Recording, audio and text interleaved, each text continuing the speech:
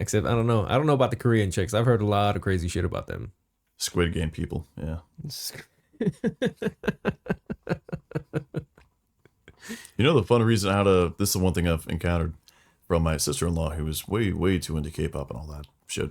But apparently, if you look at the lettering line, like the kanji, like the Japanese kanji, then also the Chinese kanji, and then the Korean language specifically has a lot more like O or zero type letters. So if you see a whole bunch of those, that's Korean. Everything else, good fucking luck. But Yeah, because Japan itself has like 3 different alphabets that they use. yeah, I'll say they got. And then don't even get into Chinese with fucking, because they have like 2 different, like 2 or 3 different languages. Yeah. It's Mandarin and Cantonese, and then those each are of the two those have main like ones. 19 different ways to write the letter A or some shit. Yeah. Like, it's fucking insane. You know, I think I got a book way back when.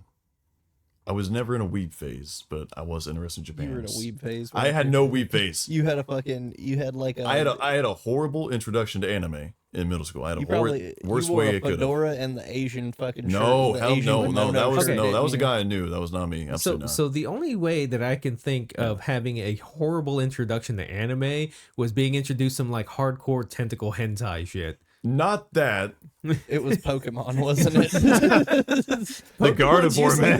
The Gardevoir. Pokemon's usually like the entryway into anime and No, shit. it was, well, obviously I watched that like growing up, but my mind never clicked between like, oh, this is Japanese anime. You know, that never clicked. Right. In middle school, my first actual like anime was like, because I was into it, but I was like, I filtered between a few different groups, and one of the groups was like the anime kids and the girls with the Tumblr accounts, and that dissolved real quick. Oh god, And, it was fucking furry porn. No, didn't go that bad. The Didn't go fucking that bad. e-girls? Not in modern day, that would have been e-girls, but Yeah.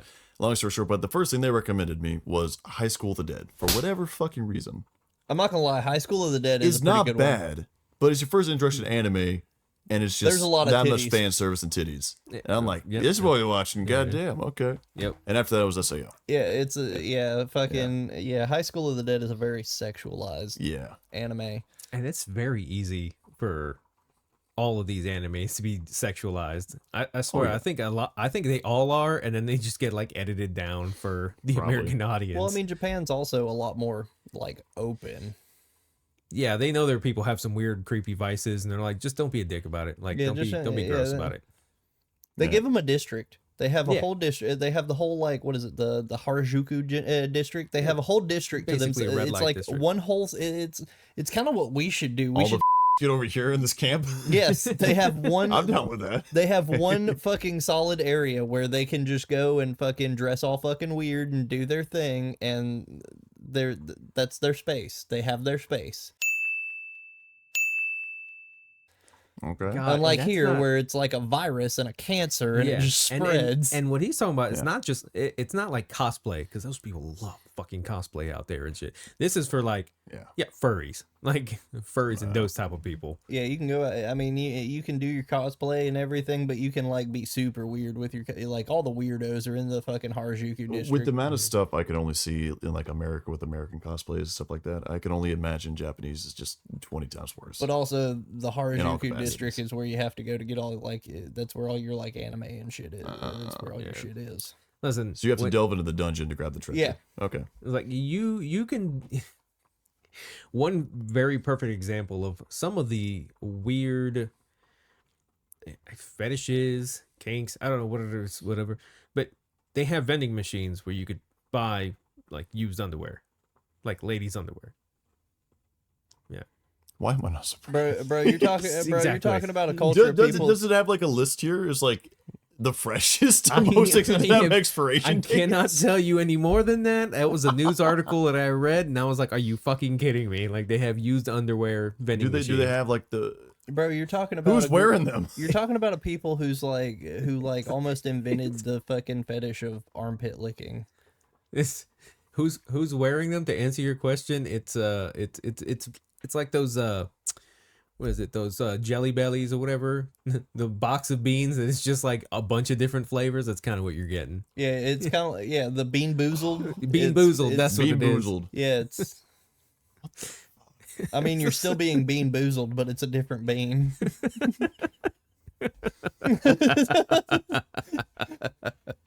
Damn. Oh. Yeah. Why does this one have a blue waffle on it? No. Oh shit. Oh man, it's blueberry waffle flavored. This one comes with some chocolate inside. Yeah.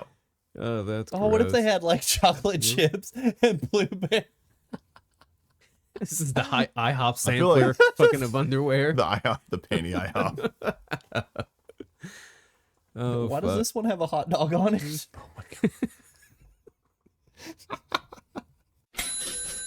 You are now listening to Heresy FM. This ain't your commissar station. Yeah, you know what's Yeah. funny is the Japanese. We're going from Japanese to essentially space Russian. With the Yeah. fucking I mean, I guess it Night makes sense that we talked about Russians earlier. Lords. Yeah, I guess, yeah. yeah. I don't know. This is gonna So be. it's a Night Lord's greatest weakness, like a ring alarm, and that's the. They try to invade Tira, but there's an entire line and like we want to start. That's but we what they must should have press the done. button." That's what they should have done on Sotha. They should have just put ring alarms on the trees. So welcome to the podcast, everybody. Yeah, this was an interesting cold open for sure. So we will have to apologize. We've been silent for a couple weeks now.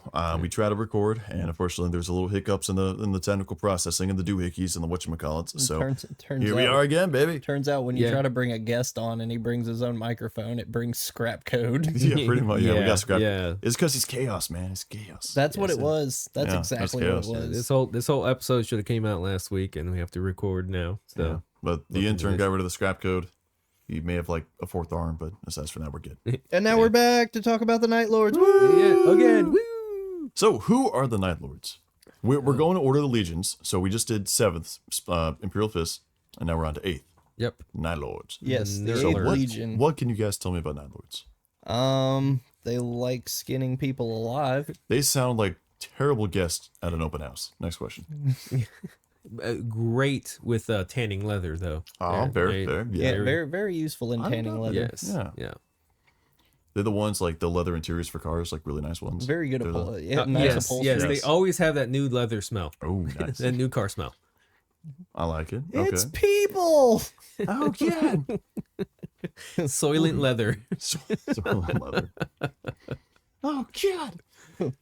So where to begin? So we've already sort of been over obviously what happened to the Primarchs, right? They were created Yep. with magical Emperor Jizz juice, and then they were shot out at 20 miles an hour across the stars, and Yep. just due to chaos. If you don't know, Now you go know. back to the first. Yeah, episode. we don't got to cover this. Yeah, we've been here. Yeah. Where did his Jizz pod land? Oh, so Curze landed on Nostromo. He Nostromo? landed on quite possibly probably the worst planet that anybody aside from maybe Angron.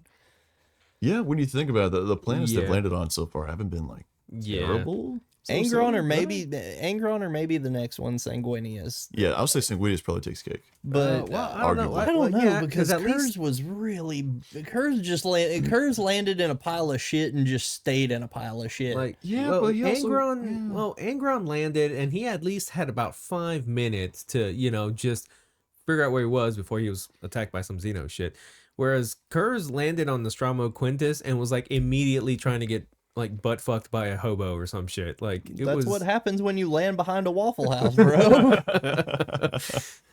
Yeah. Like But he didn't so- even get a chance to get his surroundings. So what is Nostromo as a planet? What's it like? So Nostromo was quite literally a lightless industrial just waste. If you think Okay. about Detroit, God, oh no! Oh god! Nostromo is like space Detroit.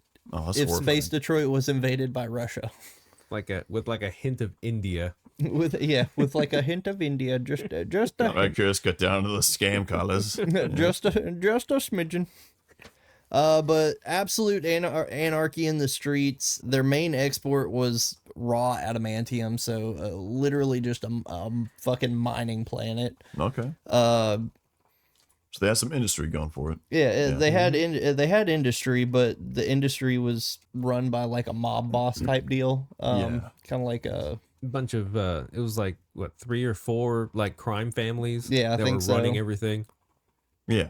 Basically New York in the 80s. Oh, like It was full Gotham. Carnegie Hall type. Yeah, Yeah. keep your mobsters in check. You're gonna see a lot. You're gonna see a lot of fucking correlations with him and Batman. Oh, jeez. It was Gotham. I get so tired of that correlation. Like, I understand it. It's a very easy comparison to make. But specifically him being Batman. Anyway, we'll get into that further on. But Oh, I don't know. Rich son. he wasn't rich. He's the son of the emperor. Yeah, but he's like... I Yeah, would but at consider least- that pretty rich. Bruce Wayne got the money, right? He was a playboy billionaire / vigilante. And he knew his parents. Curze just a psychopath with like mental health issues. Okay, so he Yeah. was fucking Batman if Batman broke and didn't go, oh, I'm just gonna beat up criminals. Yeah. I'm gonna beat them up to where they die. Nostromo was literally only the strongest survived. Yeah. If you weren't either if you weren't either good with a blade or cunning in the shadows, you were gonna die. Ooh. And he didn't like that. He didn't like that at all. I mean, fair. Okay. And so he saw the crime and everything that was going through the streets, and he decided that he was gonna do something about it. But unlike Batman, where he just beat them up and kind of strung them by their feet, he decided to string them up by their whole body while they were still alive and screaming and impaled on things. Hence the torture, mutilation, and Yeah. Oh yeah. all the above, Yeah. and the Japanese fetishes. Decided that the only way to make people stop was to instill fear in them and Yeah. to give them something to be scared of. And he went on an absolute rampage through Nostromo. Yeah, he saw through all of Nostromo that fear is what kept people in check. So he's like, okay, well, if obedience, if the only way to get someone's obedience is to make them so fucking afraid that they have no choice, then that's how we're gonna do it. And he actually ended up succeeding. There was peace in Nostromo. However, it was literally because everybody stayed inside and stayed indoors because they were too afraid to go outside for Oh. fear of. Everybody was like on their fucking P's and Q's and shit. Like he killed everybody, even the crime families and shit. Well, for the most Bro, part. imagine you just walk outside and you fucking jaywalk. You cross the Yeah. street without going across a fucking street crossing, and all of a sudden you're Yeah, strung up on a lamppost somewhere. yeah.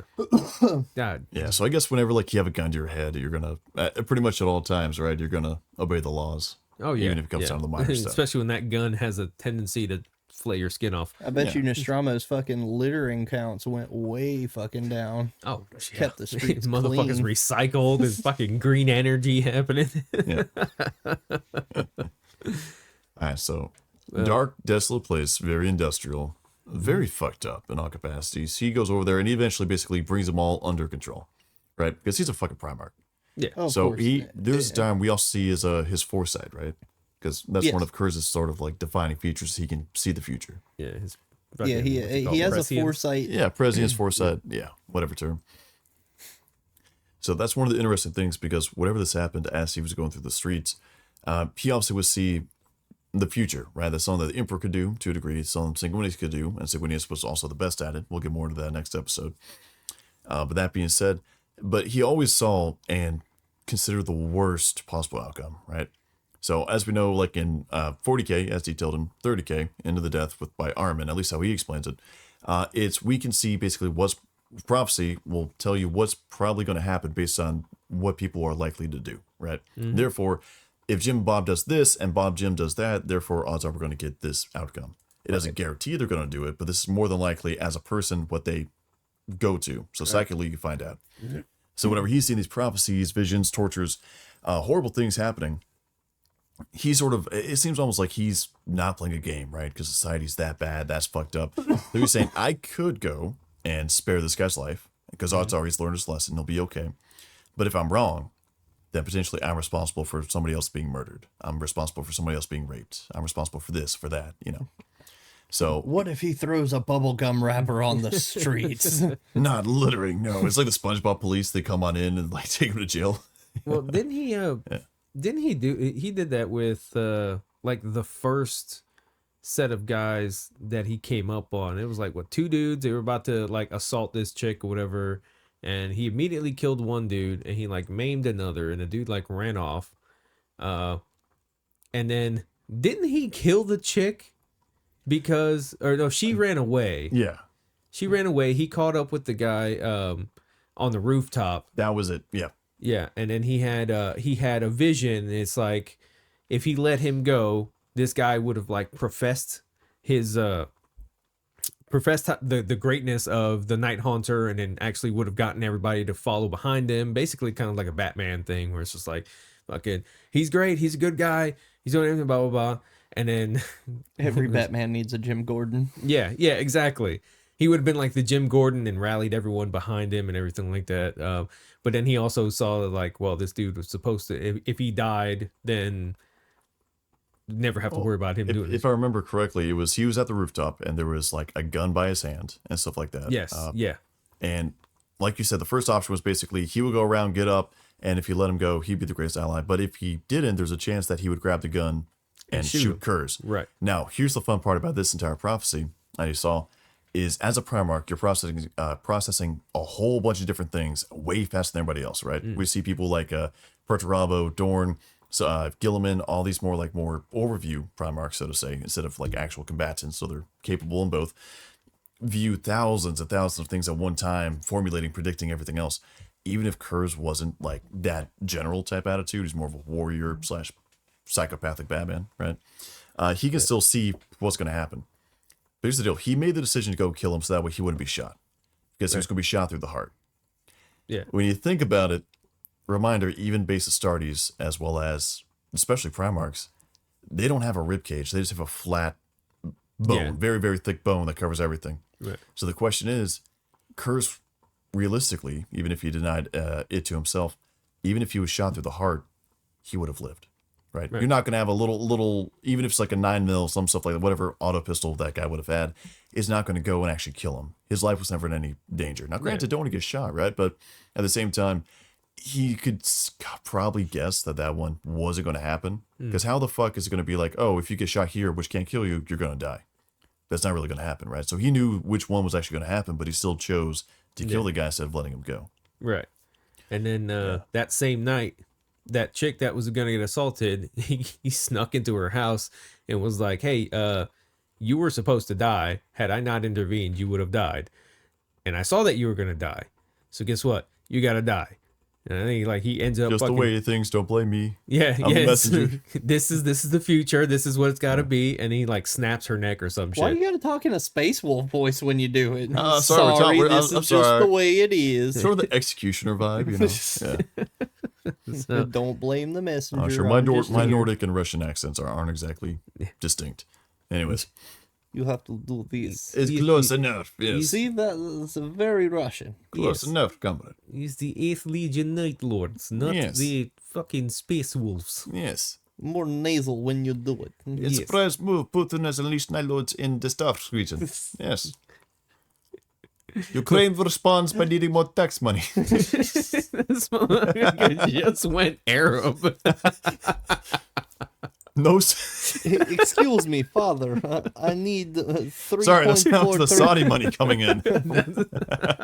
Father, I need 3.4 trillion Imperium dollars to perform Great Crusade. I cannot buy other mansion without it, please. Anyways, back on track. Cannot buy Dracula's castle. Need for Night Hunter vibe. Very important. You know, in like 50 years, there's going to be some movie about this entire conflict over there. It's going to be like some fantasy, like you can see him like secretly fighting over like Vlad's castle or some shit. I don't know. You know, like there's always movies like that come out later. Anyways, off for that definitely separate tangent. Back onto this. So you can see that Curze was very much almost like a pessimist, right? Even if he saw all the green lights were saying, you can do the right thing. It's okay. You know, you don't have to kill him. He still went ahead and did it. Right. Right. You So- see that a lot in Curze. You do, yeah. Yeah. He thought there was no changing the future, that it was absolute. If that's what he saw, then that's what was going to have to happen. Yeah. And that leads to one of the interesting things is that obviously the Emperor came, he was reunited with the Emperor, and it was this fantastic scene to where basically, eventually, like we said before, Nostromo is fully compliant, mainly because if they aren't compliant, slice, dice. Yeah. But The Emperor lands, and then he scrolls through. Now, reminder, like we said before, there's a lot of pollution on Nostromo. It's a very dark world. You basically got zero sunlight onto the world. It was extraordinarily dark, and as such, everybody in Nostromo has super pale skins, right? And dark black eyes. Yeah, and they can see better in the night. Yeah. They're all vampires, basically. Oh, shit. Oh, But God. the Emperor, that dickhead, decides to go and descend from the ramp as a giant golden beacon of light. Just, That was so bright that if any of the Nostromans actually directly looked at him, they went blind. like, instantly blind. That's just- instantly blind. And to be fair, It's like being in the fucking truck stop bathroom and you turn the fucking lights on and all the cockroaches just. Except these cockroaches were running in circles because they can't see shit. but he marches up to Curze, of course, and if I remember correctly, he says, I'm your father, and Curze's like, fuck off. And also, my name's not Curze, it's the Night Haunter. That's the title that Nostradamus gave me, because he's already given him the Night Haunter, right? Because Curze didn't exactly have a press conference saying, hi guys, I'm here. Don't do shit, I'm going to kill you. He also knew his name, but because like, I guess not only the visions, but like memories and shit like that, like faded memories. He was like, fucking, my name is Curze, Konrad. I hate my name. Which I don't understand how you hate that fucking name. I would legally change my name to Konrad Curze. Dad, I'm not Curze, my name's Jerry. Come on. Yeah.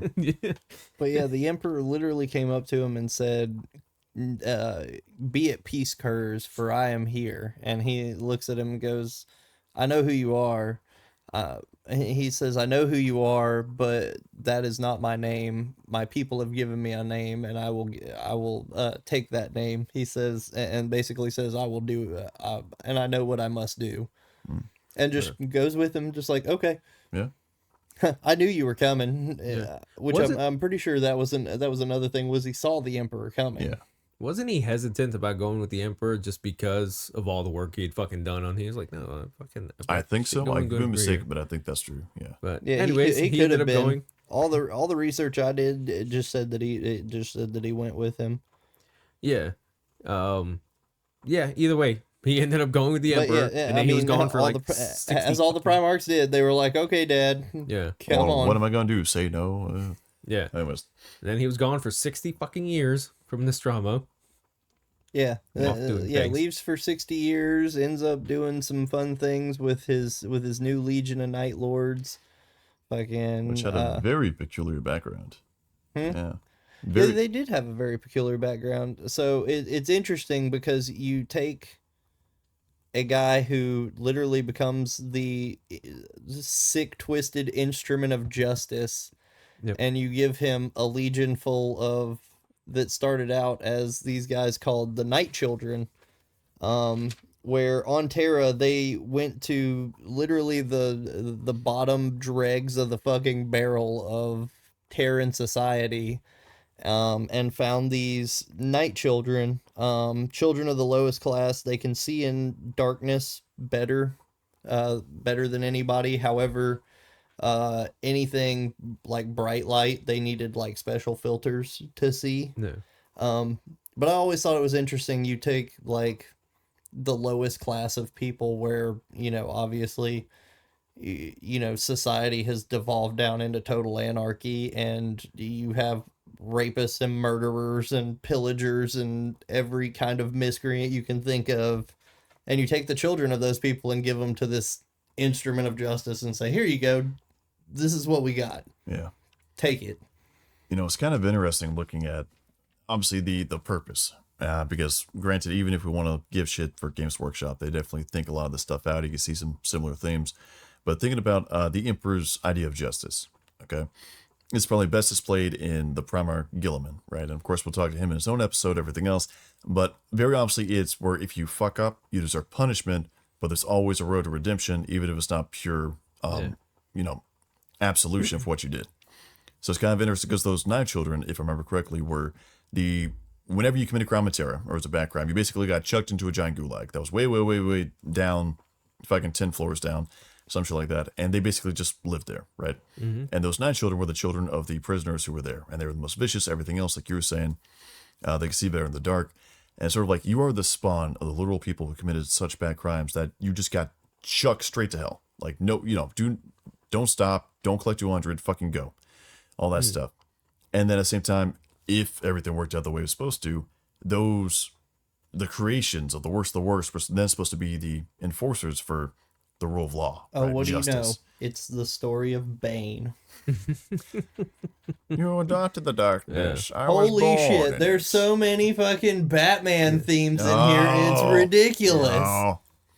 And then to make Versus matters Batman. worse, they start recruiting from Nostromo. Well, they go back to Nostromo. Or no, I'm sorry. They start getting recruits back from Nostromo, but at this point, the crime families notice that he's been gone for a while, and he ain't been back. So they started their shit up again and fucking devolved the entirety of Nostromo back into the bullshit it was before.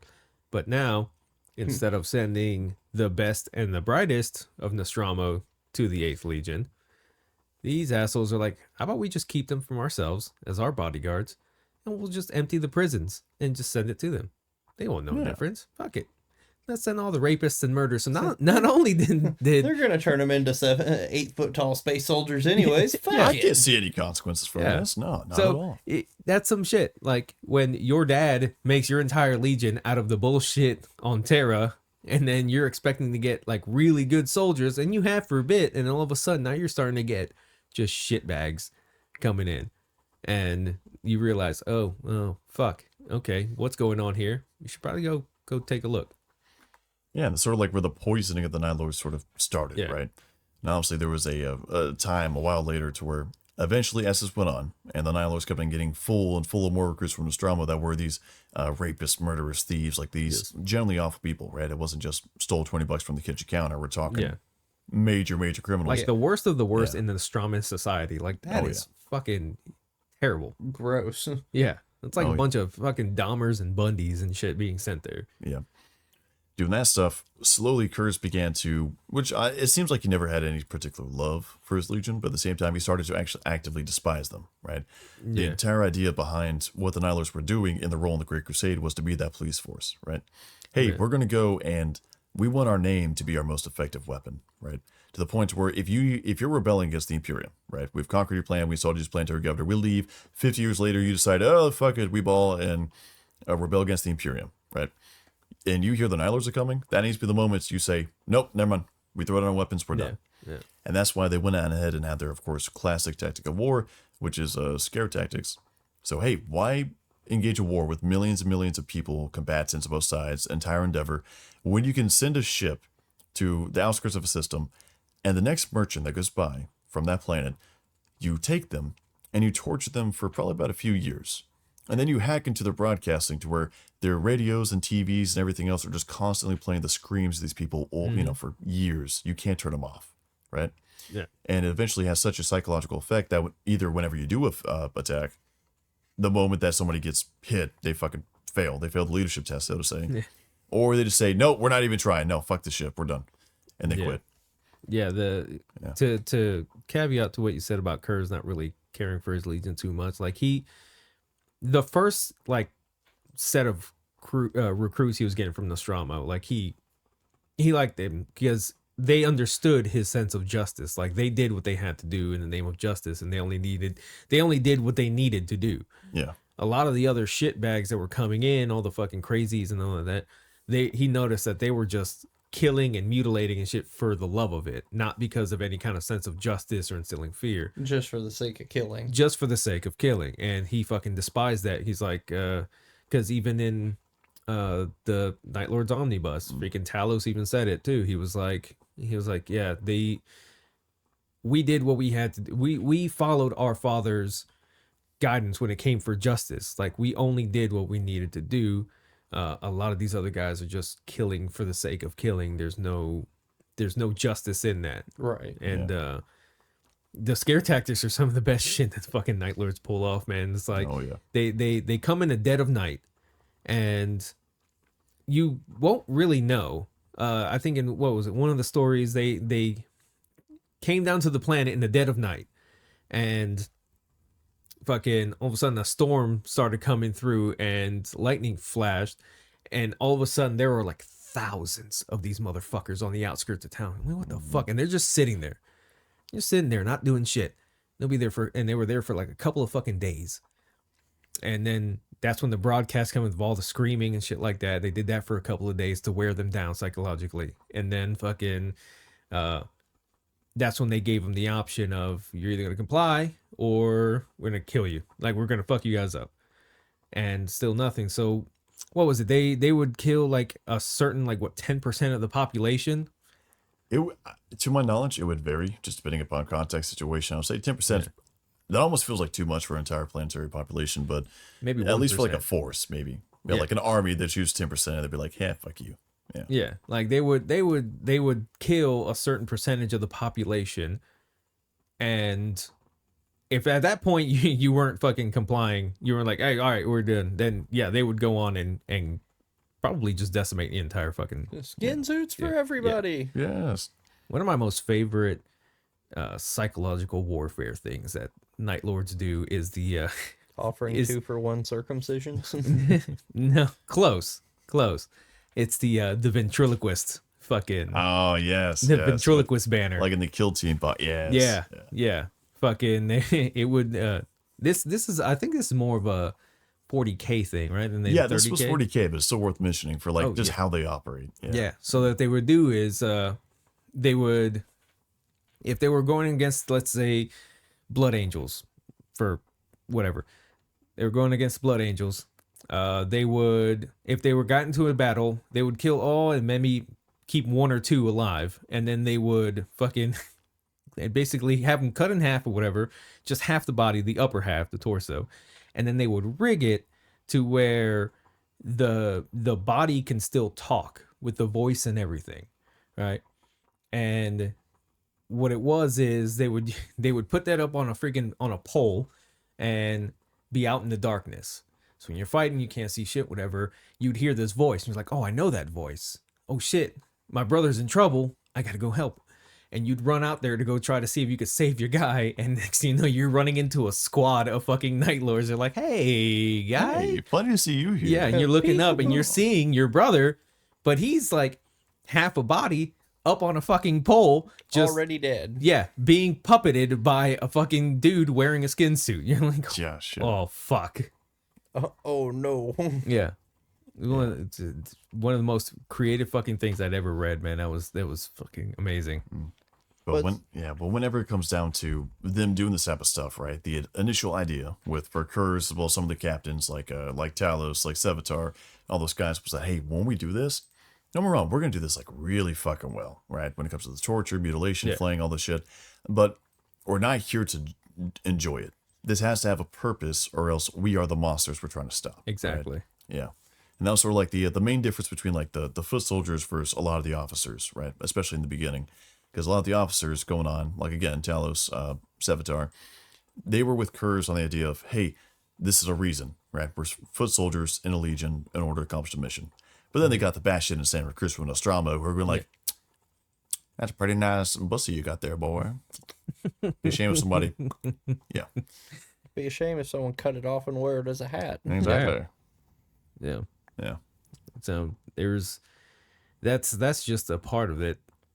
And Curze wasn't really liked too much by a lot of his brothers. No, not at Especially all. not Dorn. Yeah. Oh, you want to go into that? That seems like a good old story for you. What prompted that again? I'm trying to remember.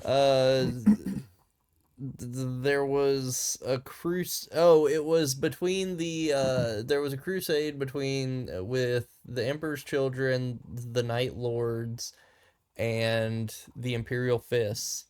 And Curze told Fulgrim of the visions of the Heresy, and he saw the Emperor interred on the Golden Throne, saw him strike down Horus betrayed, yada yada yada. And Fulgrim went and told Rogel Dorn because he was like, bro, this sounds like some fucked up shit that Curze is talking about. This is some psycho shit. And of course, Rogel Dorn, all he heard was, you're talking shit about my brother and my father? Yeah, that's Dorn. Yeah, so basically, like you just said, Curze, as we already said, had all these prophecies and visions. Of course, the big one, if you're looking forward to the future, and you're not at the Horus Heresy yet, guess where you're going to see? You're going to see the Horus Heresy, right? All the horrible, horrible things that happened in that case. A straight up unimaginable, unthinkable thing that nobody ever would have expected in a million years. And then he was, obviously, like I said, told Fulgrim. Fulgrim said, hey, Dord, what the fuck's going on? And they later visit. And Dorn, of course, gets angry as fuck. So again, if you want to learn more about Dorn and sort of like his way of viewing things, go back to our Imperial Fist episode.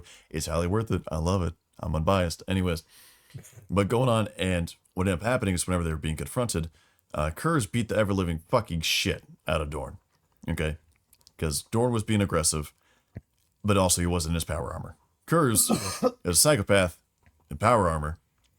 And later, basically, they found Dorn with a huge bloody gash all across the torso, basically on the verge of death. And they later went ahead and basically quarantined Curze in like his quarters until they could find out what to do with him, right?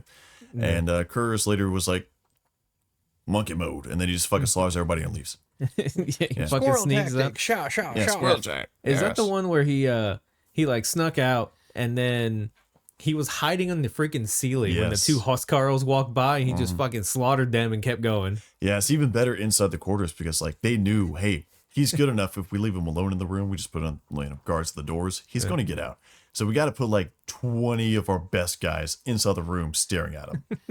And like, that'll be enough. That's fine. And then all he does is that Curze in like a flick of a wrist, just fucking, I want to say he hits like the light bulb or whatever the fuck, pitch black. And even though these suits are able to go see in the dark, they couldn't see Curze for whatever fucking reason. He's just too good. He's too damn good. And at that point, one by one, these elite bodyguards, like the Phoenician Guard and the Huskarls for Imperial Fist Dorn, just get slaughtered slowly, one by one. You suddenly see somebody get pulled in the shadows and start screaming as an Astartes. And then it keeps on going. And finally he escapes, takes his legion, and then begins basically a what was it? Well, in the process of that, he had heard about Nostromo. Yeah. He heard about Nostromo falling back to the crime families, and he said, "Boys, we have a mission." And then proceeds to O.J. Simpson with Dorn and Fulgur mount his tail back to Nostromo. And at that point, he finally gets there. And it's like, okay, well, we got to do what we got to do. If we don't make a shitpost meme of the white Bronco flying through the stars, You know, like little nylon cat, just nylon cat, white Bronco with Curze's side. we are fucking up. Yeah. But he gets back there, and he gives the monologue of basically saying, hey, in order to basically purge ourselves of our sins, our greatest failure, right, our homeworld that I came from, that you guys are from, has gone back. We failed. We have to basically hide up that our entire way of war is not being effective. And they proceed to fire all the Night Lords, all their ship guns go towards the planet, and they break open the crust of the planet and destroy the world. Yep. Complete exterminatus, and all that's left is a fucking chunk. Yep. That's it. R.I.P. Just fucking Alderaan the bitch. Just fucking. I like the way like there is very clear like Death Star tier weapons in 40K that can it can kill a planet one shot, easy peasy. You got various ranges of exterminatus.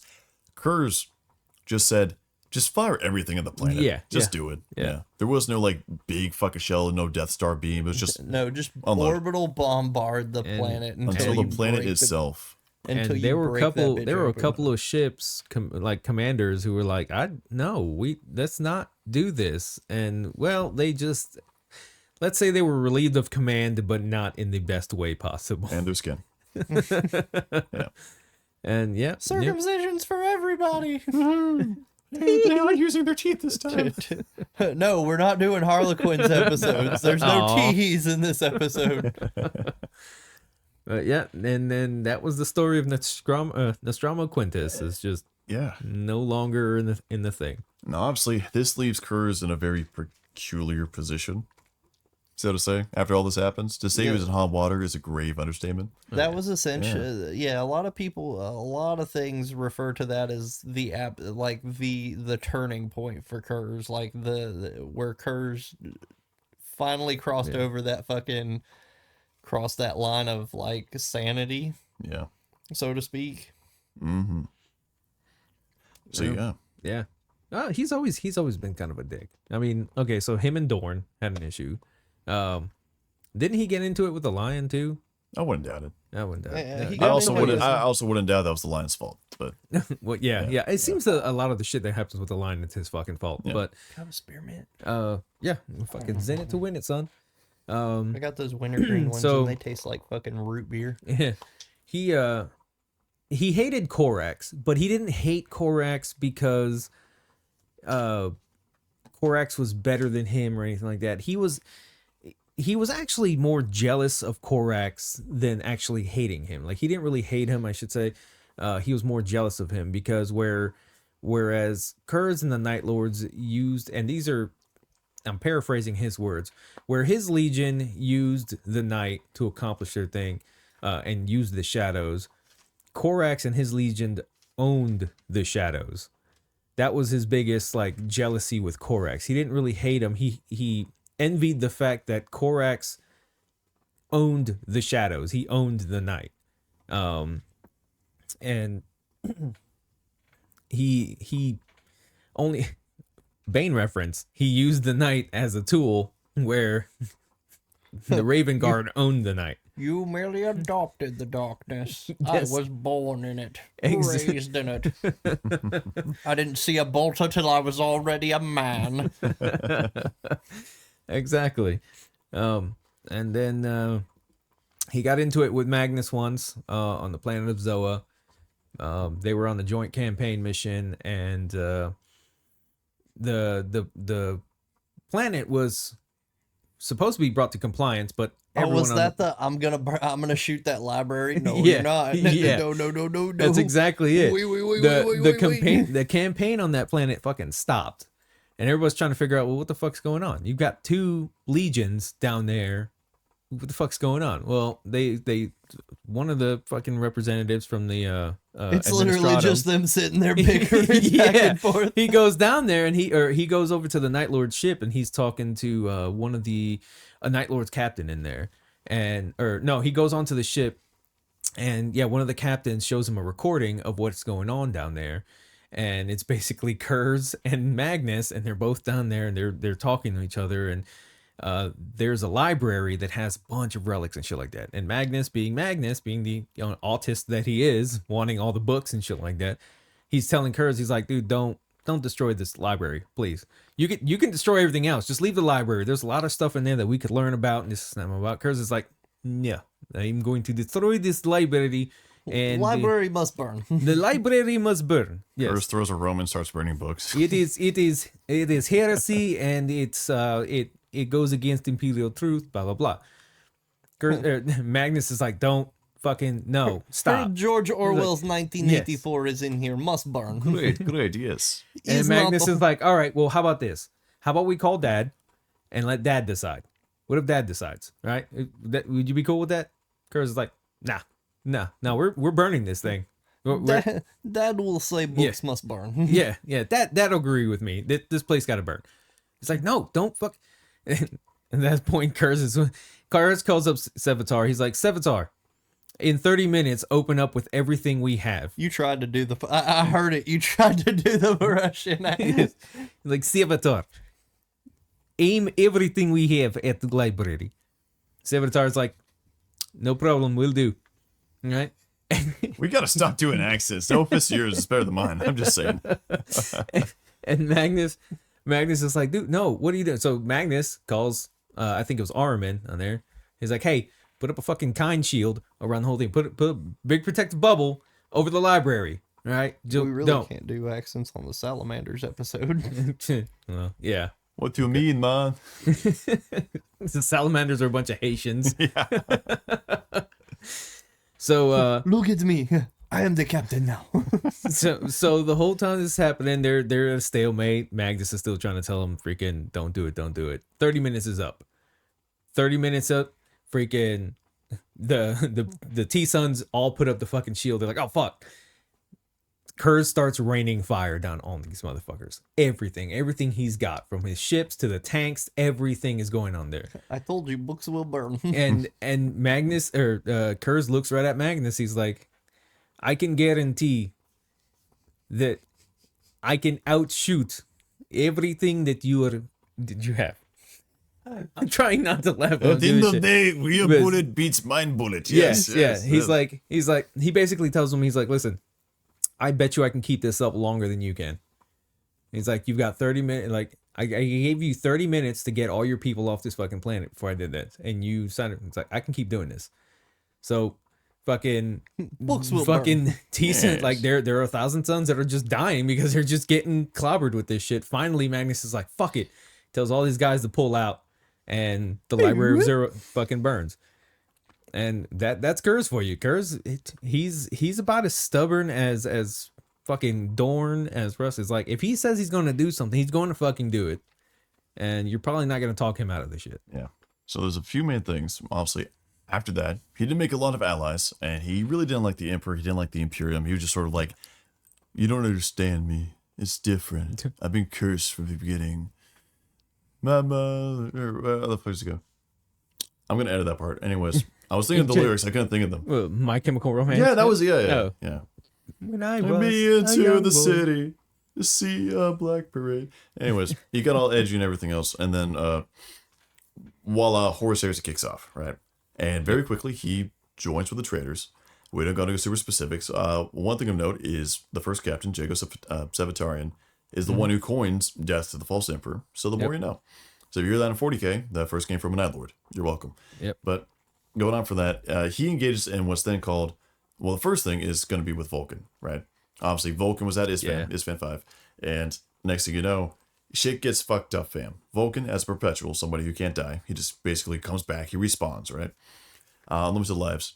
He comes back, and Curze just decides, oh, this is great. I can torture somebody, a brother that I really hate because he's good at tissues, and I'm going to put him through some seriously fucked up scenarios. And he does. And he has a great time with it. Now, well, Curze, that is. Well, at first he had. Sound. Well, it started out. It started out as him torturing him to the point of where he killed him, and then he came back. Yeah. And he was like, "Wait a minute." Yeah, that's where he learned. Oh shit! Wait, this guy comes Well, back. that happened on Isfan because they killed him. That's the first time they killed him on Isfan. They were like, "Oh, I thought he was dead. He was like his head exploded or some shit. Like, how the fuck did he come back?" And then eventually they killed him again. Like, oh, And then we they understand now. Yeah, Okay. and then it started out as, "Oh, I can have fun with this. Let's see how many ways we can do it." And then it became a problem. Yes. It became a, "How do I kill him?" But fortunately, they got somebody on their team, team trader who actually enjoys building stuff, and that's Perturabo. So Perturabo builds basically this giant labyrinth, as well as a whole bunch of shit for Curze to put on his flagship. And they proceed to go and dump Vulcan in there and do basically a super fucked up experiment, right? So they do a whole bunch of different stuff. Won't get into it. But at the very last step, eventually Vulcan does escape. Spoiler alert. And at that point, Curze is like, well, fuck you. I'm going to go fight the other green guys, the Dark Angels.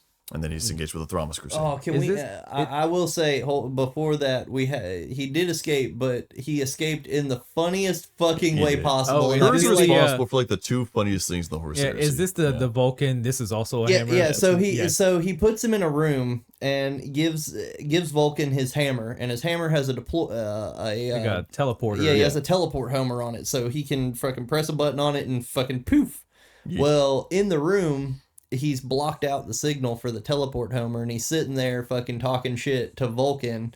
Because this was after he went through an entire labyrinth, which was, again, really mentally taxing for him. Like, he was in there for weeks, I believe. Yeah, just saying yeah. his well, name. He had already been. He had already like devolved. His mind was so devolved Yeah. by that point. Just for one, being killed and brought back over and over and over again, because you got to think he was shot, he was stabbed, he was cut open, he was frozen, he was burned, he was shot out into space with, into the vacuum of space, brought back in. Like, a lot of things happened to Vulcan. And then to go through this fucking labyrinth that Perturabo built, full of traps, full of everything meant to, just stop you from going through the labyrinth. It's constant. I want to say the labyrinth would like change every so often. And then you get to him, but he gets to him and he has this, and, Curze is talking his shit saying, haha, I've got you, I've broken you, blah, blah, blah, blah, blah. And he's like, now you don't have your teleport beacon. And he's like, you're right, but I still have a hammer. Yeah. And proceeds to beat the living Shit. dog shit out of Curze. Curze's like, oh, I didn't think about that. now, did I? Oh, shit. I gave the big Primarch his hammer. Shit, I should have just gave him the staff part of the hammer.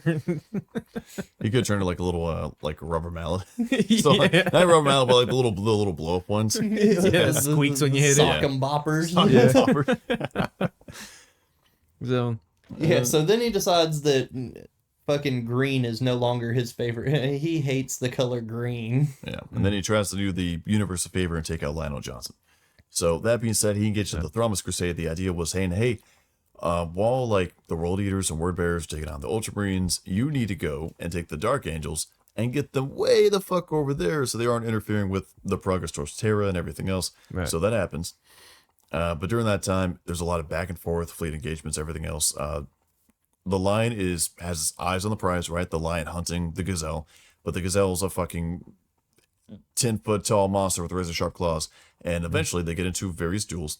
And through a series or another, so I won't spoil it, the Night Lords basically have to retreat for the most part. And Curze is loose on the Dark Angel's flagship. Like, just in the hole. Like, There's a somewhere lot in of the hole. tee-heeing in there. Yeah, didn't he sneak on, or like he snuck out of the? Oh, eventually, prison, yeah. yeah. Well, we're getting out of that because we got to Okay. recover that. Okay. But eventually, during this time of the Horus Heresy, there was Gilliman was making something called Imperium Secundus. Okay, it was like Sanguinius, and they were basically saying, hey, we don't know this giant warp storm, which the Word Bear started. We don't know what's going on outside of the territory of Ultramar, which where the Ultramarines are. Yeah. That being said, we don't know if the Imperium fell. We don't know what the status is. So we have to prepare worst case scenario in case the Imperium's gone. And then we'll be Imperium Secundus, the new Imperium or Imperium 2. At that point, Electric suddenly Boogaloo. Dark Angels show up, and there's an entire conversation between Gilliman and the Lion. And they're trying to feel each other out. It's like, hey, buddy, you feeling kind of like, how do you feel about Horus? How would you feel about him? And they're both trying to feel each other out, trying to say, are you loyalist? Are you traitor? What's going on here? And the entire time, speaking of Vulcan and Curze, Gilliman was hiding the fact that Vulcan found his way to McCrag, and he was hiding him in basically a laboratory. And then the Lion was hiding the fact that Curze was loose on his fucking ship. So that being said, in 40K, in Warhammer, a lot of times whenever you have like very big populated city centers or like continents, you'll have this giant, massive, basically bubble shield around it. Okay. You could be lowered, it could be raised, but whenever it's raised, anything that impacts on that shield, unless it's going like really, really slow, like a civilian freight crawler, somebody walking through, stuff like that. Yeah. If it's a fast, like a projectile or a drop pod, it gets smashed to obliteration. Now the Lion, not knowing where Gilliman was, said, okay, guys, we're going to be on war footing. Just make sure everything's okay. So everybody get in your fucking drop pods. And if Gilliman turns out to be a traitor or we need to kill him, we're going to drop and fucking, get this party started. So they're all waiting. Curze, tee and then proceeds to say, wait a second. The Lion's gone. I'm not being hunted through the hold of a ship anymore. There's not a lot of staff. And then he like casually is like stroking his non-existent beard, and he walks into like the hangar bay. He's like, oh, the drop pods are armed. I'm assuming like he peeks in and he's like, oh, hey, you guys are in there, aren't you? And then he goes to the control panel. Then he looks and he notices that he's sitting over fucking McCrag too, and he's like, oh, the pieces are coming together. Let's have some fun. And then he's like, well, if we're going to do a mass orbital assault of the entire Legion, which by the way, we're talking like 30,000 Marines or some shit. Okay, we're saying like an actual very sizable percent of the Dark Angel force, especially after fighting, they were whittled down, right? We're talking maybe like half or maybe a little bit under half of the entire First Legion. Right. And then he goes around and he finds the little control panel and he figures, you know what? There's only one way to do this, and I guarantee you that it's not specific enough to know the difference between the Lion's Primarch DNA and my Primarch DNA. And wouldn't you fucking know it? He was right. And he proceeds to smile a little bit, fucking smack his hand on the panel, and then all fucking probably like 3,000, 10,000 drop pods, or however much, proceed to go and start hurtling at combat speed into McCrag, straight into the dome. And then suddenly the Lion Alexa, play Fortunate Son by Creedence Clearwater Revival. And then it's great because this entire time you have Gilliman and the Lion just having this super awkward, just like dinner almost together. And they're eating and they're talking like, how are you? Still feeling each other out. Suddenly the Lion gets a call. And then he's like, oh, because he just heard what happened. And then somebody runs up to Gilliman and whispers in his ear about what's happening. And they just take a look at each other. It's like, you did fucking what? You piece of shit. And the Lion has to very quickly convince his brother, say, no, I'm not trying to kill you. I'm not trying to do that stuff. I'm going to lose all my Legion if you don't lower these shields real quick. And Curze was smart, and he got in one of the drop pods. And he bet that the shields would be lowered, which they were. So when they hit the ground, well, first of all the Dark Angels were put under civilian arrest, which was funny as fuck. And then Curze obviously popped out, said tee hee, they ran off. And they had to hunt him down. But Ran off and then started going on a killing spree across McCrag. Bro, I could just see him dropping out of the drop pod, and he almost looks like the meme of fucking the caveman meme of SpongeBob. He's oh yeah. Yeah. Oh my goodness.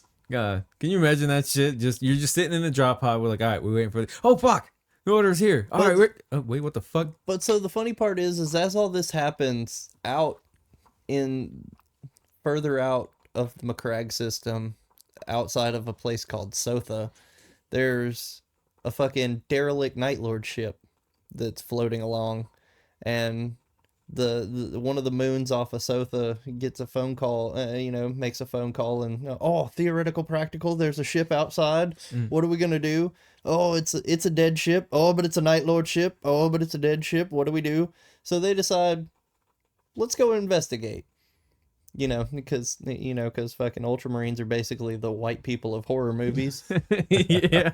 So they decide that they're gonna go investigate, and when they go on, they notice that there's nothing on the ship. There's no life signs. There's no crew. Nothing. It's weird. Like the ship is completely just dead in the water, empty. Yeah.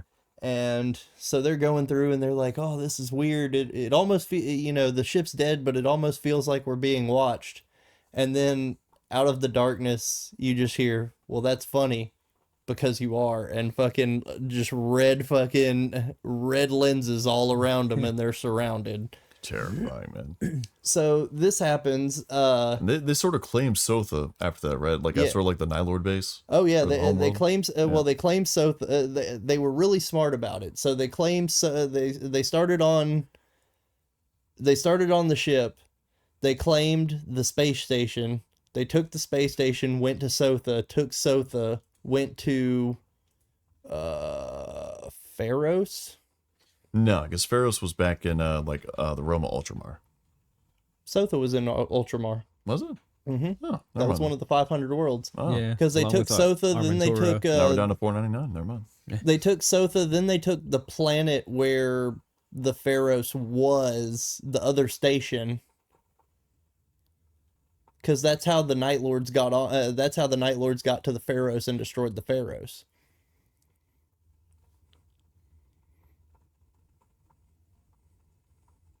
I need to read that book. I told you, I bro. This skipped is that why book. you need. Why did you skip Because it? I wanted to read Into the Death before it got spoiled. That's why. Why did It you? was worth. It was a fucking. Oh my god! And it was a Dantioch and Pollux book, I and you know, skipped it. I know. Yeah. God. I listen. Sometimes you gotta like nibble around the edges of a sandwich, then come back for the final. No. Yeah. No. The Saguelsa is where they made their base next after Nostromo. Okay, so Sagu also. After they destroyed Nostromo, they went to Saguelsa because he met there with the Lion, I believe it was. Was that part of the Thramas Crusade? I believe so. That could have been it. Because they chose Saguelsa because then it was Curze, Sevatar, and like one other person, like two captains, and I think it was the Lion and two of his people, and they were doing a parlay. Yeah. And it was a Lion. Yeah, they were doing a parlay, and they were a stalemate. So the Lion and Curze met on Saguelsa for a parlay. And Curze wanted to break Lion like mentally, physically, or both to obtain the objective and shit. Fair. As you do, as And Curze. they had their two honor guards. They started like the whole meeting was amicable between the two. They were just talking, whatever, this and that. And then they Curze being Curze said something slanderous to fucking Lion. Lion got pissed off, so Lion punched him, and that started into an all-out brawl between both sides.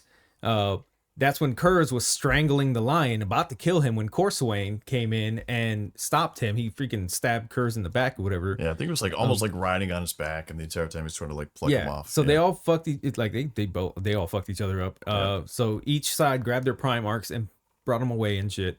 And that was the end of that confrontation between them two and stuff.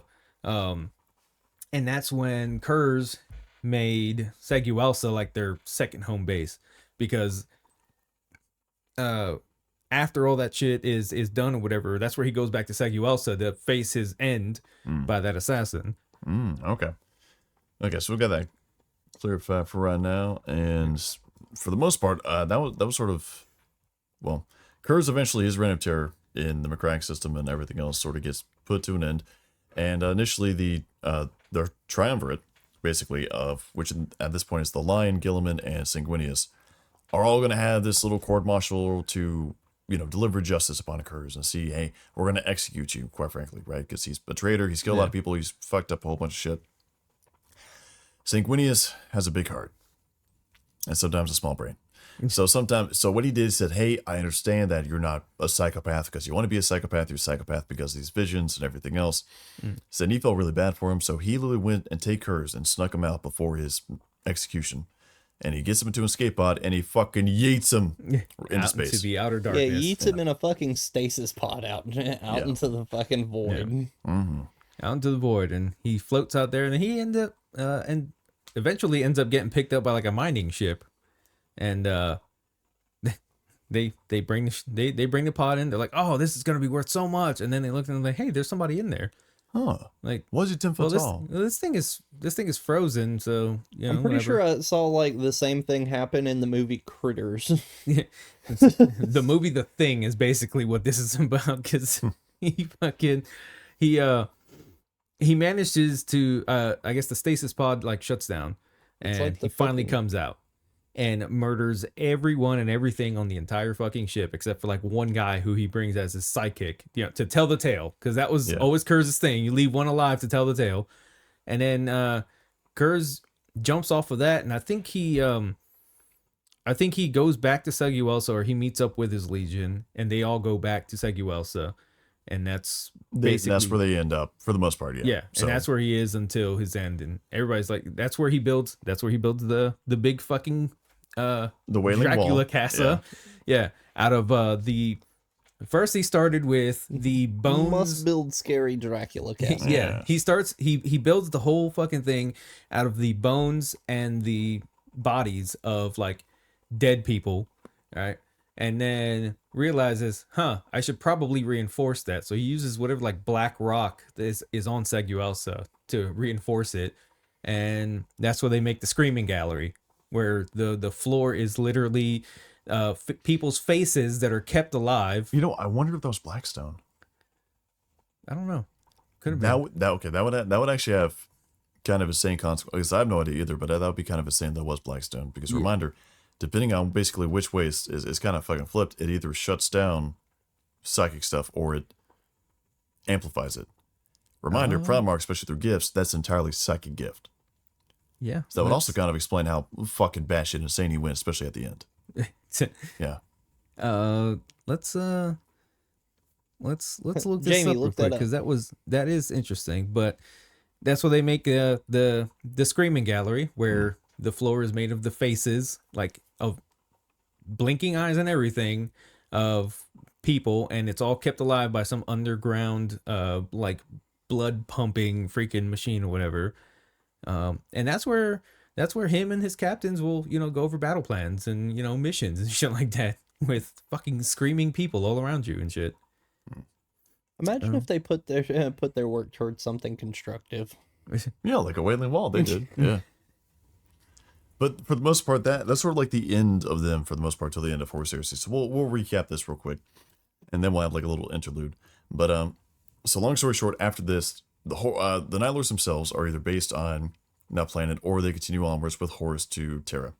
They still have a lot of war bands, because reminder, a lot of the younger guys, I can say like the young guys, non-officers, stuff like that, they were mainly Nostromo born, raised, and they were like the criminal scum. And they wanted to immediately split off into different war bands and do all this stuff, almost like modern 40K Chaos-based Marines, right? They wanted the full war band type of structure. Right. The older guys, usually the officers, like again, Talos, Sevatar, yada yada, they wanted to keep it as a legion, right? One unified fighting force, fighting for a reason, for a cause, with a purpose. And that, it was almost like a mini civil war. It had a lot of honor duels, had a lot of stuff happening. That was during the Thramas Crusade through the rest of sort of the Horus Heresy. And there was no decisive end to it, right? But it sort of just like died down by the end. But of course, one Night Lord, mainly who went by the name of, I forget his full name, but it's called the Painted Count. He was sort of the main Night Lord at Terra. He was the one who basically took over the flagship with the labyrinth in it. And fun fact, whenever Angron was batshit insane, because the entire time when they were around Terra before Angron made planetfall, he was ready to jump off the ship to Terra and just go through the atmosphere, fucking, axes blazing, just fucking ready to go. Horus couldn't have that because he would fucking die, obviously. Yeah. So what they did is they ended up, Karn went up stabbing him and it teleported him into the same maze that Vulcan was in. Oh, no shit. Yeah. The problem is that Vulcan wasn't a giant demon prince tearing down everything. So they literally said, hey, we have about 7 days before he destroys the entire ship. So you got 7 days to work shit out so we can land. Otherwise, we're jettisoning him towards the planet. And he's going to die, but we're going to live. So that was the entire deal. But the Night Lords had a very prestigious history in the Siege of Terra because whenever one of the wall lines fell, usually it was a Night Lord who was the first in, right? They were the first one on the top. A lot of raptors, a lot of encroaching chaos mutations for like the proto-raptors, sort of proto-warp talents, that type of stuff. So they were usually the first one over the wall. They were the first one inside the palace. I mean, that's the shit they did. But at the end of it all, of course, we all know how that ended. Right. The Emperor killed Horus, Emperor's on the Golden Throne. And at that point, the scouring begins. Right? Yeah, let's go to the end of Curze, then we'll do the intro. Oh, so that stone was a bleak stone. It was Bleak called. Stone. Yeah. I haven't heard of that. What It's the like fuck is black bleak stone is what it says. that? It's like Blackstone, but it's sad, I guess. Yeah. It's like the emo blackstone. I guess. Leave it to Curze. Yeah, it's not Blackstone, it's Bleak Stone. Oh, my goodness. Yeah. That's all it really says was Curze had a grotesque palace built upon its surface, an edifice at first constructed entirely from still living bodies, though later reinforced with black bleak stone. Oh, that's just adjective, I believe. Oh. Okay. That Okay, makes so sense. it's not confirmed one way or another. Some kind of stone that was on there. It was a stone. Who knows what? Yeah. Oh, and the Screaming Gallery's floor, that was a carpet, actually. Oh, carpet. Carpet made of living faces that eternally screamed. Oh, terrific. Oh, nice. Pleasant. So he's really into home decor. Big time. Really adds to the feng shui of the space. Yeah. You think like Curze and like Martha Stewart could like grace a magazine cover? Oh, Interior design. yeah. Yeah. Oh, yeah. Better Homes and Gardens, the Curze edition. Anyways, do you Alright, want to? So obviously, the end of Curze comes up. Who wants to cover that? Well, shit, I'll do it. So, he once he escapes from the drop pod and everything, or from the stasis pod after killing everyone, him and the one lone survivor from the ship make their Robin. way to Seguelsa, where he builds this. He waits for I think like a week or so before Talos and First Claw finally arrive. They build the giant palace, they make all that stuff, and then he just sits there and he waits for his inevitable end. Well, what he believes is inevitable end by the hands of an assassin sent by the Emperor. While he's there, he basically quarantines himself in this room where there's nothing there, and he's just basically spiraling ever more into freaking torment of everything. There are 3 slaves. 2 of them like happened to walk in and immediately he killed them both. The third one came to check on him, and Curze was in the middle of like some fucking psycho battle rattling and stuff like that, and he lashes out, ends up killing the slave by accident. Right? Wasn't that where he had made like the big effigy of Yes. the Emperor? And So out of the slaves' bodies, he made this like effigy of the Emperor, like this big statue of the Emperor, and however gruesome it actually looked from the description it looked like the Emperor. Like he did really good in molding the skin. So and he dead is an body. artisan. Okay. Yeah. Okay. So he had like an artist touch with dead bodies, and he's yelling at it, screaming at it, saying, freaking, why would you let me, why did you do this to me? Blah, blah, blah, all this stuff. And then at one moment he hears a voice talking back to him, and he believes it's coming from the Emperor. And the way it is, I personally do think the Emperor was talking to him at this point, maybe just cyclically, even just like a little bit. Curze was basically telling him, I never had a choice. I'm not my brother Sanguinius and this and that. And the voice tells him, it's like, no, you've had a choice. You've always had a choice. You've always chosen to see the negative in all your visions. You've always chosen to not do anything about the visions. Like in fact, in some of those, you actually made it happen. It's like you always had a choice. You just never gave yourself the choice. Now, see, I wonder why, like, when the Emperor comes across to Curze, it comes across in an actual conversation, and like he's actually having a one-on-one conversation with him, but like at the same time, like Gilliman's interaction with the Emperor when like in 40K Plague War, that in Plague War, where he was just hit with a bunch of words all at once. the assumption is one of two things.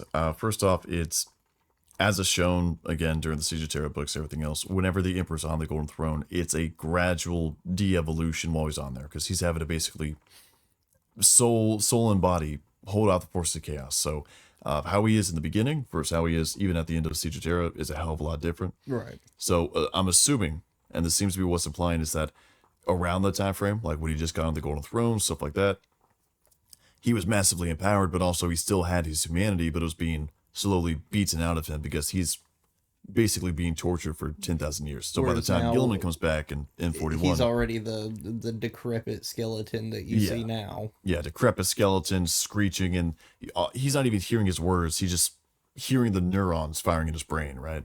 That are screaming like sun, tool, failure, creation. Exactly. All the possible adjectives or descriptors that could be used for him and all that stuff. Right. Yeah. That makes sense.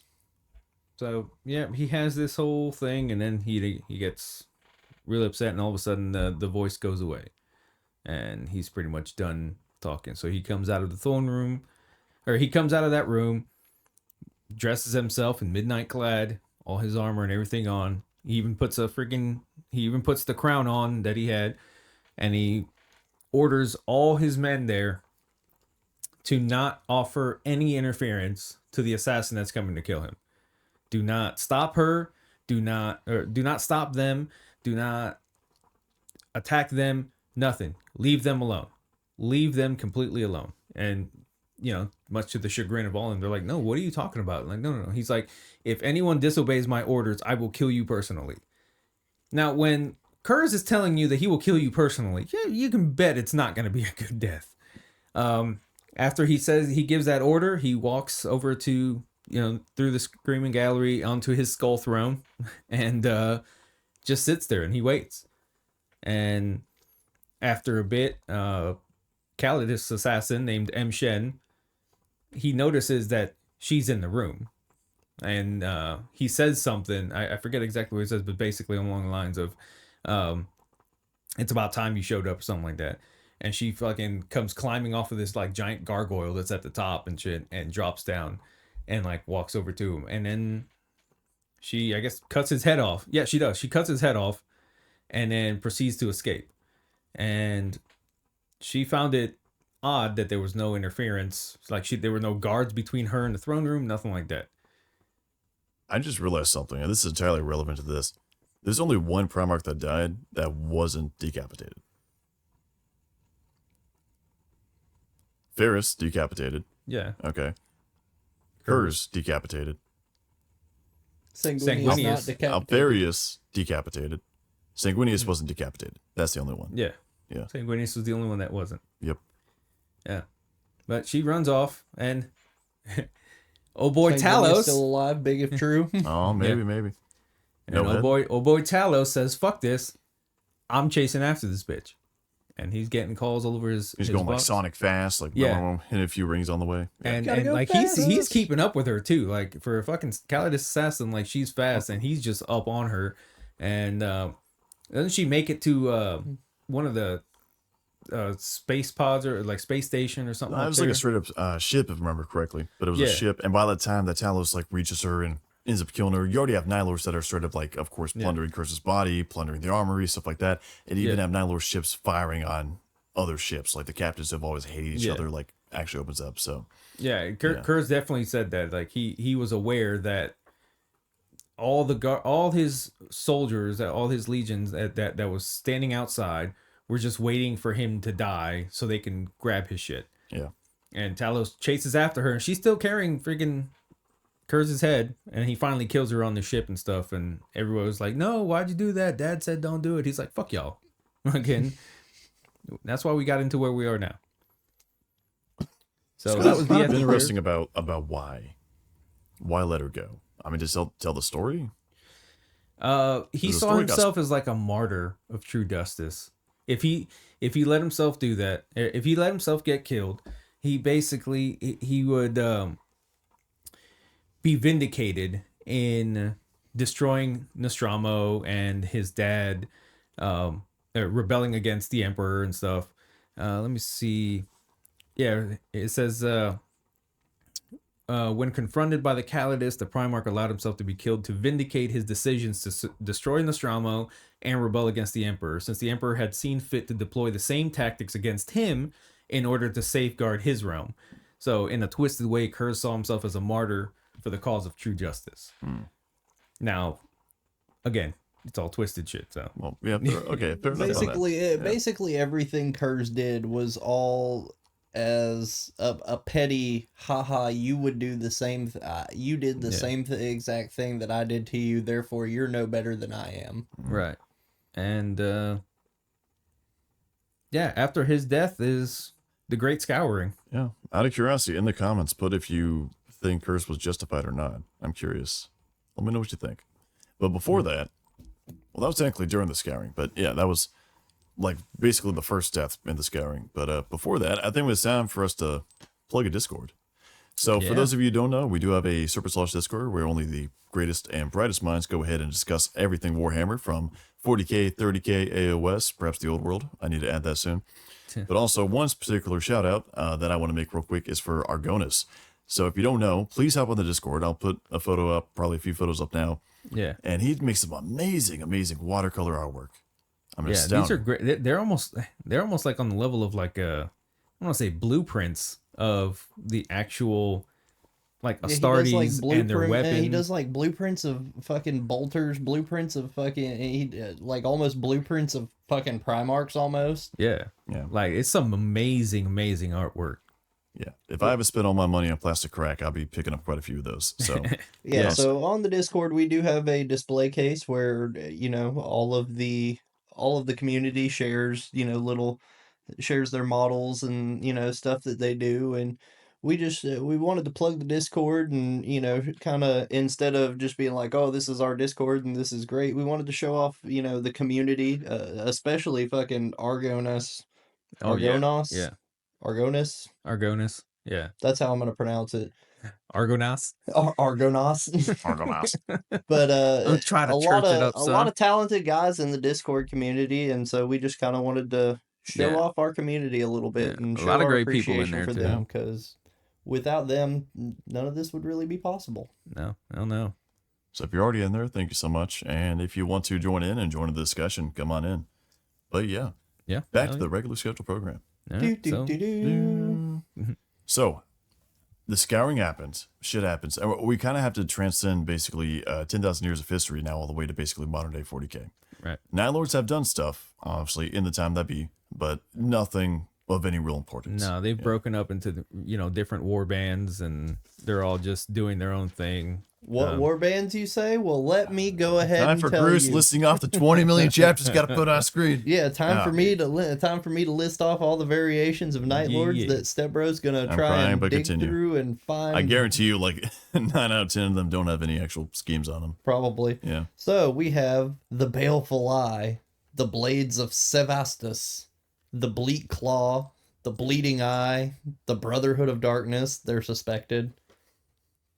Another Batman reference, the Nightwing, the Reavers of Hodir, the Whispering Shadow, the Rapturous Flay Host, the Shadow Flayers, the Skin Blades, the Warband of the Exalted, the Warband of King Acerbus, the Warband of the Painted Count, and the Warband of Tarak Darkblood. So of the Exalted, is that the one we know with Talos? Yeah, that's and the all one that? with Talos. Yeah. Okay. The Painted Count, was that the dude Yep, from same guy. the Siege of Terra? Yep. Okay. So Yeah, those are the war bands they've devolved down into. yeah, if you want to read something like about mainly the Warband of the Exalted, but you also get some of the other ones too, is read the Night Lord's Omnibus. That's Soul Hunter, Blood Reaver, and Void Stalker. Yeah, Voice Talker. Yeah, I believe so. Yeah. And yeah, it's fucking We can throw up Fucking the great cover shit. so that they know what they're looking Yeah. for. There we go. yeah. Yeah, definitely one of the best books in Warhammer 40k and Warhammer in general. Yeah, So Talos highly is a- recommended. Talos is a fucking goat. He is. It's on my list. It will go and reevaluate how you look at Chaos Space Marines, right? It brings them down to a realistic level. They're not just like the cartoon baddies that show up and be like, "Whoa, were you but Yeah. evil?" Yes. Especially the undivided ones. Oh yeah. Like, I'm not talking about word bearers or Emperor's Children or, world eaters or anything. Like the undivided ones, the ones that don't really care for the fucking gods. They just want to live. They just don't like the Emperor and all the shit that he did. Well, a lot of them, you see a big split because a lot of like the older ones, whenever they went into the Horus Heresy, the whole point of it was they just wanted to be free. Yeah. That was the whole. They wanted to have no master. They just wanted to live a free life among the stars, just doing whatever they fucking wanted. And that sort of carried over into how a lot of the Night Lords acted after the Horus Heresy, right? Because for the most part, a lot of the chaos, again, CSMs, rogues, renegades, all the categories, sort of chose a god or got aligned with chaos in some way. Right. The Night Lords very much did not. Okay, Yeah. now don't be wrong. There are rules of thumbs, where it's like, for example, I forget which one, but one of the larger war bands for Night Lords is led by Demon France, and they're all like pro chaos and everything else. But for the majority of Night Lords, they're not a fan of mutation, of chaos worship, stuff like that. It happens, but as a culture and for the most part, they do their best to avoid that. Yeah, right? they fucking hate Vandred. Oh yeah. Like they hate what he became.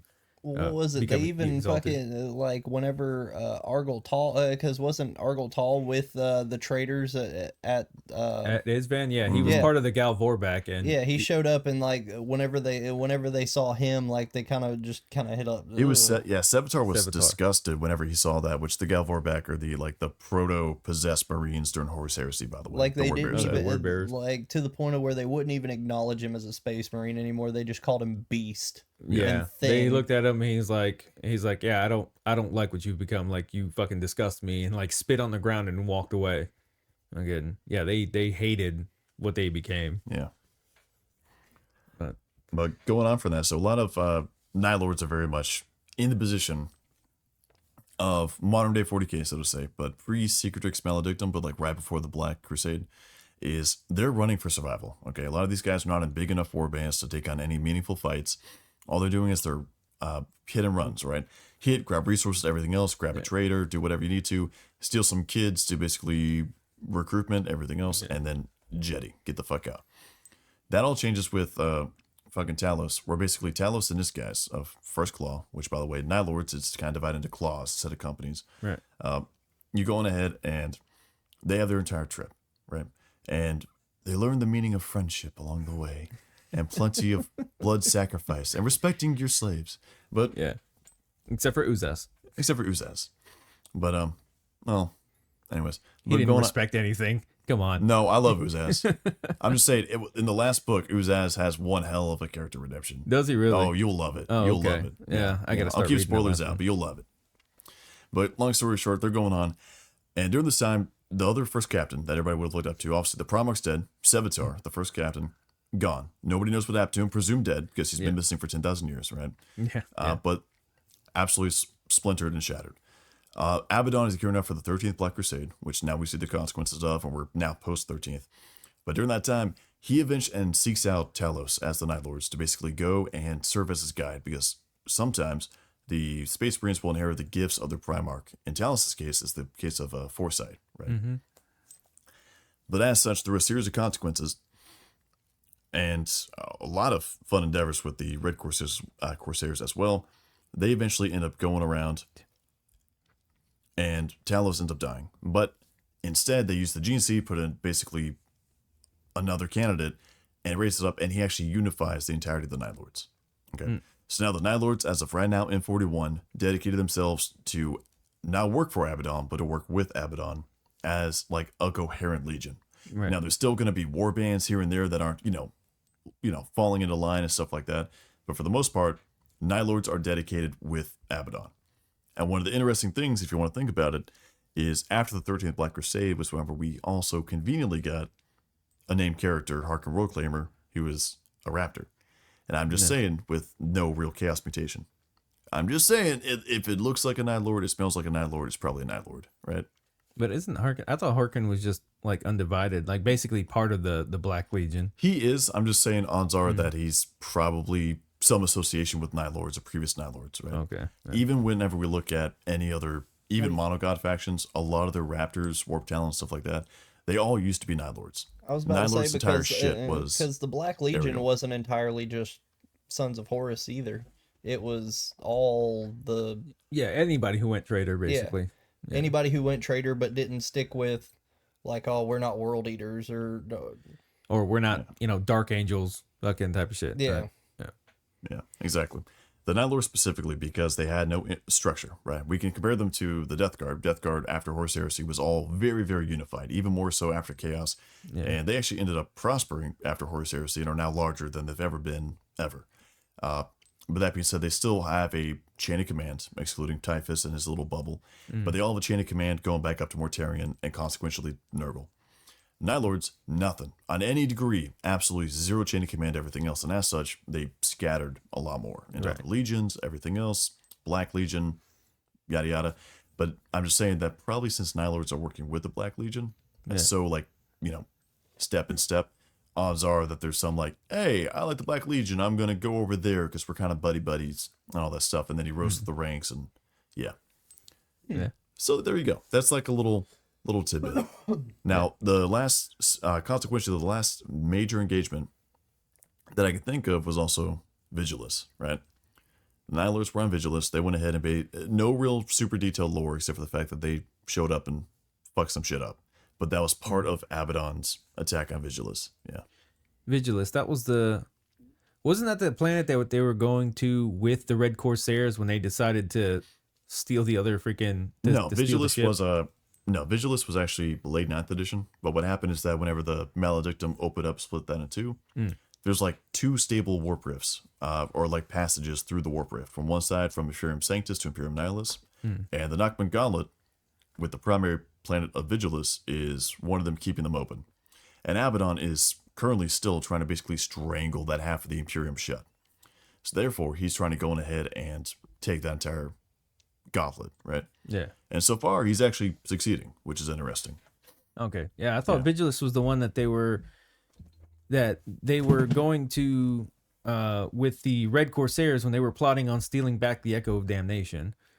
If it was mentioned then, I'm But unaware of it. It could have been a different. It might have been. It could have been a different one. It sounded about the same, but that was also a dope thing too. Oh yeah. Again, that omnibus, that trilogy. Yeah. They steal the Echo of Damnation and then lose the Covenant of Blood. And it's like, damn, you can't even get like you can't progress. Like you're doing good, and then all of a sudden you go back a step. You just can't win, can you? Sometimes it may be good, sometimes it may be shit. That was that whole interaction. It's like sometimes it may be good, sometimes it may be shit. Oh, well, fuck. Usually pretty shit, not gonna lie. Yeah. Right now, things are pretty shit. Yeah. Yeah. Yeah, especially when they don't even have like their own armor. They have to steal whatever they need from another legion. We steal it and paint the lightning bolts on it. Make Shit, it Talos ran around with a midnight clad colored was it Blood Angels freaking chest piece? Yeah, I with think the so, smashed Aquila. Yeah, I believe so. Yeah. Okay, I think the leg piece was from an Imperial Fist. Like they were just hodgepodging armor together. Yeah, fun fact, all that hot patch armor falls under the Mark V. Same as the Horse Heresy, because that's when that designation first arose, whenever you had a scavenge armor. So technically, CSMs are all technically wearing Mark V. So the more you know. Yeah. Well, I think that's pretty much it for the Nerd Lords, isn't it? That's pretty much it. Yeah, I was going to say, we're just doing the big recap and stuff like that. There's not been a huge amount of stuff, and unless we want to like delve specifically into the Night Lords trilogy, stuff like that. But that's better served in the medium of the book or audiobook and stuff like that. Yeah, well, it's just recapping it. I mean, that's just like that's Wikipedia. Basically what they've done for the 10,000 years after the Sieges era. I feel like if we went in depth with the book, that could be like an episode all in of it. Oh, easily, yeah. Oh, one last thing. The guy that succeeded Talos and has basically unified the Night Lords, his name is Decimus. There you go. So if you see that come up, that Decimus, that's him. Will they ever touch him again? I have no idea. But I don't know, unless Aaron Dembski Bowden decides that he wants to continue on with another trilogy. Only. That would be nice. Who knows? What if we get a model? Oh, I wish, dude. I wish. That'd be dope. Hell, that Abaddon Talos conversion that you made was pretty dope. Well, that Decimus, yeah. That was pretty cool. It's okay, Night Lords fans. We'll get there one day. It's okay. I promise. Big Daddy James Workshop will come back with the milk, I swear. Yeah. Shit. In the meantime, we just get kill team boxes, and even Votank got more kill team than we did. So you got a kill team box, and you got a new detachment, which is kind of shit. Looking at it, at least you don't have cum guns. That's true. That's true. Votan have cum guns. Well, we were talking about psychological warfare. That's true. Yeah. Would you rather get would you rather get your skin flayed, or would you rather get shot in the face with a cum gun? Wow, those are horrible options. Yeah. Well, I'm assuming the cum's not deadly, so I mean, I no homo, but I mean, flayed alive versus a really awkward facial. I mean, I'm just being realistic here. But what if you get into your mouth and you become like a squat, like a Votan? The cum turns you into. Oh my god, they got squat. They got squat cum. Oh shit. No, flay me alive, kill me. No, fuck that. Stick me in the Democulaba. We're done. Cum squats. Okay. Shit. So hopefully we'll be back on a more routine recording schedule after this. We just had a little bit of a scrap go we had to deal with, and slight hiccup, but we'll be okay. It's all good. I vote we blame the furry. Not for that. It's a long story. Anyways, so until next time. Yeah. Until next time. Until next time. Rock away, ball. We ball. Fuck it, we ball.